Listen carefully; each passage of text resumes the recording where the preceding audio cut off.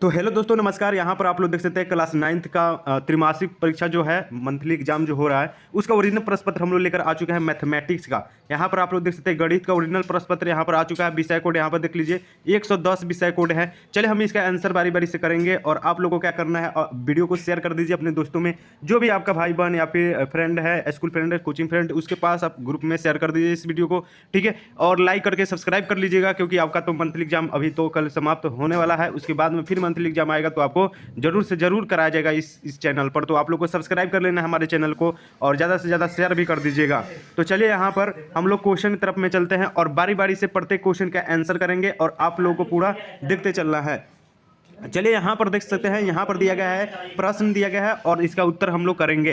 तो यहाँ पर देख सकते हैं प्रश्न है कि 0.07 का भिन्न रूप है। तो देखिए अभी टाइम बहुत ज़्यादा लेट हो चुका है, क्योंकि हम दूसरे काम में लगे हुए थे, इसलिए तो डायरेक्ट आप लोगों को आंसर ही बताते चलेंगे हम, ठीक है। तो बाद में इसका सोल्यूशन पूरा वीडियो मिलेगा आप लोगों को। तो देखिए पहला का आंसर क्या होगा मैं वो बता देता हूँ, ठीक है। एक में दिया गया कि 47/100, बी में दिया कि 47/99, सी में दिया गया कि 47/90 और डी में दिया कि 43/90। तो इसका सही जवाब पहला का right answer option number D होगा। देखो पहले से बनाकर आप लोग को आंसर बताया जा रहा है, ये बात मत बुझिएगा कि क्वेश्चन का आंसर गलत दिया जा रहा है, ठीक है। चलिए यहाँ पर देखिए 2 नंबर प्रश्न दिया गया, ध्यानपूर्वक देखिए यहाँ पर कि यदि भाज्य बराबर 8√15 तथा भाजक यहाँ पर दिया गया है कि 2√3, तो भागफल क्या होगा। इसका राइट आंसर आप लोग को बताना है, जल्दी बताइएगा। चलिए तो इसका राइट आंसर 2 का क्या होगा। ए में देखिए 4√2, बी में देखिए 4√5 और सी में देखिए 16√3 और डी में देगा कि 16√45। तो देखिए ओरिजिनल हूबहू यही प्रश्न पत्र आपके एग्जाम में रहेगा। तो 2 का right answer option number B हो जाएगा, 4√5 हो जाएगा सिंपली से सही जवाब। नेक्स्ट क्वेश्चन 3 नंबर दिया गया कि 1/√5 माइनस √4 के हर के परिमेयकरण का मान क्या है। इसका राइट आंसर बताना है, क्या होगा। एम देखी √4 माइनस √5, बी में देखी √5 प्लस √4, सी में देखी 1/√4 माइनस √5 और डी में दिया गया कि 1/√5 प्लस √4। तो देखो 3 का राइट आंसर क्या होगा। तो 3 का right answer option number B हो जाएगा, √5 प्लस √4। बिल्कुल सही जवाब होगा ऑप्शन नंबर बी। चलिए हम नेक्स्ट क्वेश्चन दिया गया 4 नंबर क्वेश्चन देखेंगे। दिया गया कि 32 के पावर में दिया गया 2/5। तो इसका राइट आंसर जब इसका सोल्यूशन कीजिएगा तो आंसर क्या निकल के आएगा। तो 4 का राइट आंसर निकल कर आ रहा है ऑप्शन नंबर बी, यानी कि 4 निकल कर आ रहा है। चलिए नेक्स्ट क्वेश्चन 5 नंबर दिया गया कि 4s² माइनस 3x माइनस 7 का गुणनांक क्या है। तो इसका गुणनखंड विधि से जब आप लोग सॉल्व कीजिएगा तो इसका x का मान 2 आएगा, तो एक x का मान क्या क्या आएगा जल्दी से बताएंगे। 5 का तो right answer option number B आएगा, ठीक है। क्या आएगा तो x + 1 × 4x - 7, option number B हो जाएगा 5 का। चलिए नेक्स्ट क्वेश्चन दिया गया 6 नंबर क्वेश्चन की बहुपद x + 2 का शून्यक है। तो 6 का राइट आंसर बताएंगे क्या होगा। ए में देखिए -2, बी में देखिए 2, सी में देखिए +2 प्लस माइनस 2 और डी में देखिए इनमें से कोई नहीं। तो देखो 6 का राइट आंसर बिल्कुल सही जवाब होगा ऑप्शन नंबर ए -2।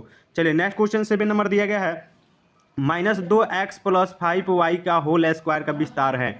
तो इसका राइट आंसर 7 का क्या होगा। तो 7 का बिल्कुल सही जवाब बताना है।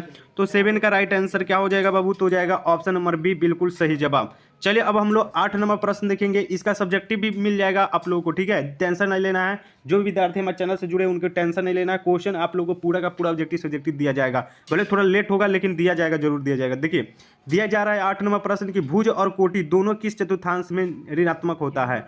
भुज और कोटि, तो यहाँ पर आप लोग को मालूम ही होना चाहिए भुज और कोटि जो होता है तो किस चतुर्थांश में होता है। तो होता है देखिए यहाँ पर तृतीय चतुर्थांश में, ठीक है। इधर भी माइनस और नीचे भी माइनस, ठीक है। तो यानी तृतीय चतुर्थांश यानी ऑप्शन नंबर सी जो है राइट आंसर हो जाएगा। चलिए नेक्स्ट क्वेश्चन तरफ में हम लोग चलेंगे। दिया गया 9 नंबर क्वेश्चन की मूल बिंदु के नियामक होता है। तो मूल बिंदु के नियामक होता है 0,0, यानी कि ऑप्शन नंबर ए सही जवाब हो जाएगा। नेक्स्ट क्वेश्चन दिया गया है कि बिंदु दिया गया है 5,0 में स्थित है।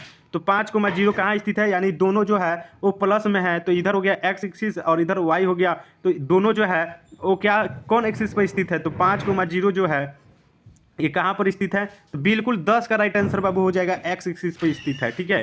5,0 जो है 5 से लेकर जाइएगा तो 5 यहाँ पर 5 आ जाएगा और 0, ठीक है। x एक्सिस पर स्थित है, ऑप्शन नंबर ए हो जाएगा। चलिए नेक्स्ट क्वेश्चन यहाँ पर दे दिया गया है 11 नंबर प्रश्न, यदि समीकरण f बराबर 9/5 c + 32 हमें है तो c का मान 40 हो तो f बराबर क्या होगा।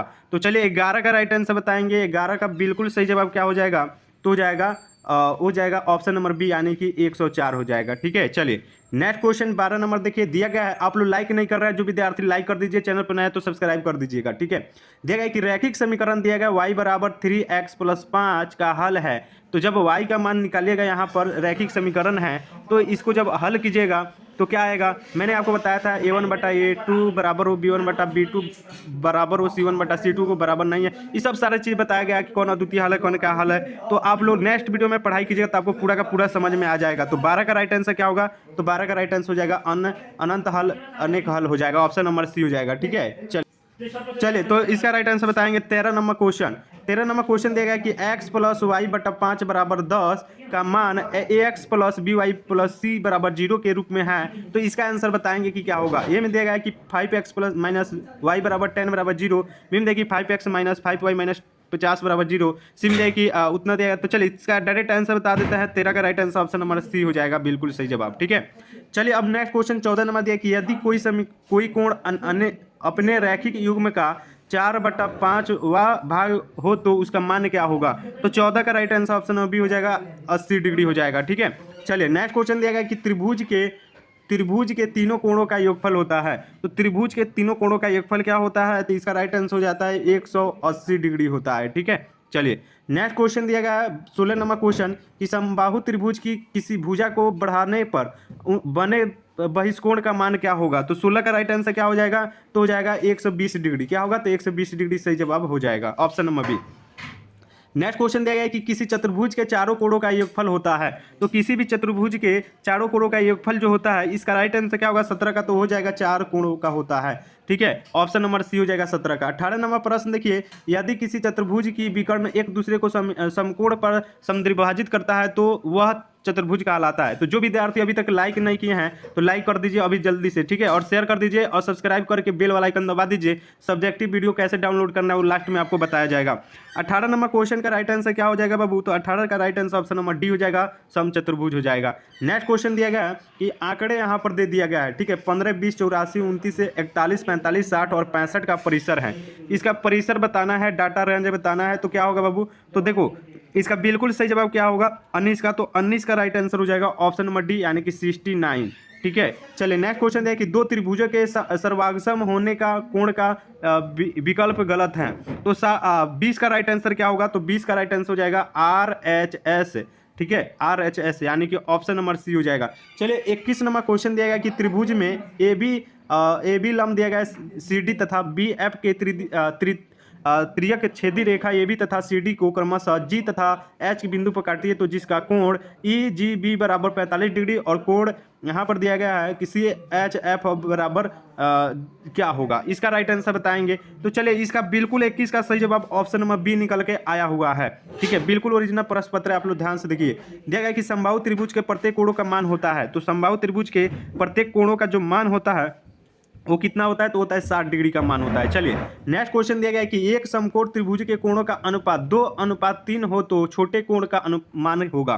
तो 23 का राइट आंसर क्या होगा, तो ऑप्शन नंबर सी हो जाएगा, 18 डिग्री का मान होगा। ठीक है, नेक्स्ट क्वेश्चन दिया गया है कि यदि दो रेखा एक दूसरे को काटती है तो शीर्षाभिमुख कोणों में संबंध होता है। तो 24 का राइट आंसर हो जाएगा ऑप्शन नंबर ए, बराबर यानी इक्वल होता है। चलिए नेक्स्ट क्वेश्चन दिया गया है कि यदि कोई त्रियक छेदी रेखा दो समानांतर रेखाओं में प्रतिच्छेद करती है तो संगत कोणों के समद्विभाजों के बीच का संबंध होता है। चलिए तो 25 का राइट आंसर क्या होगा बाबू, तो हो जाएगा बराबर होता है, ऑप्शन नंबर 25 का ए हो जाएगा। 26 नंबर प्रश्न दिया गया, जल्दी जल्दी से छाप लो बाबू। ठीक है, टाइम बहुत कम है। ठीक है, तो चलिए यहाँ पर सब्जेक्टिव बहुत ही जल्द लेकर आ रहे हैं हम लोग। आप लोग हमारे चैनल पर सब्सक्राइब कर लीजिए, जब भी हम लेकर आ रहे हैं तो देखिए बिल्कुल सही आंसर। जो विद्यार्थी हमारे चैनल पर ट्रस्ट कर रहे हैं वो विद्यार्थी सब्सक्राइब कर दीजिएगा। देखिए दिया गया है कि समीकरण 2x + 3y बराबर के में x y का हल 2 और 1 है तो k का मान क्या होगा। तो 26 का right answer option number A होगा, 7। नेक्स्ट क्वेश्चन दिया गया है कि x - 1/x का वर्ग क्या होता है, the square of x - 1/x is. चलिए तो 27 का right answer option number B हो जाएगा, x² + 1/s² - 2 हो जाएगा। ठीक है, चलिए 28 नंबर प्रश्न यहाँ पर दिया गया है कि x + y का होल स्क्वायर। तो आप लोग पढ़ते हैं a + b का होल स्क्वायर क्या होता है बाबू, जल्दी से बताएंगे क्या होता है। तो देखिए a² + 2ab + b² आप लोग पढ़े होंगे। ठीक है, तो आप लोग को बताना है। तो देखो अगर a और बी, ये इस तरह से देखिए ए प्लस बी का होल स्क्वायर हो जाएगा, ठीक है, यहाँ पर और प्लस 2ab, ठीक है, ऐसा भी हो सकता है। या फिर यहाँ पर आप लोग देखिए इसका आंसर इस तरह से भी हो सकता है x माइनस वाई का होल स्क्वायर प्लस 4xy, ये भी सूत्र होता है बाबू, ठीक है। तो इस तरह से आप देख लीजिएगा, ठीक है। तो 29 का राइट आंसर क्या होगा बाबू? देखो 28 का तो ऑप्शन नंबर ए हो जाएगा। 29 का क्या होगा जल्दी से देखो, देखा कि एक्स अक्ष पर वाई निर्देशांक का मान क्या होता है। चलिए तो 29 का राइट आंसर हो जाएगा वो ऑप्शन नंबर सी, बिल्कुल सही जवाब, ठीक है। चलिए नेक्स्ट क्वेश्चन दिया गया है कि यदि, ध्यानपूर्वक देखिए, यदि किसी बेलन का ऊंचाई और त्रिज्या क्रमशः एच और आर हो तो इसका संपूर्ण कोणों का क्षेत्रफल क्या होगा?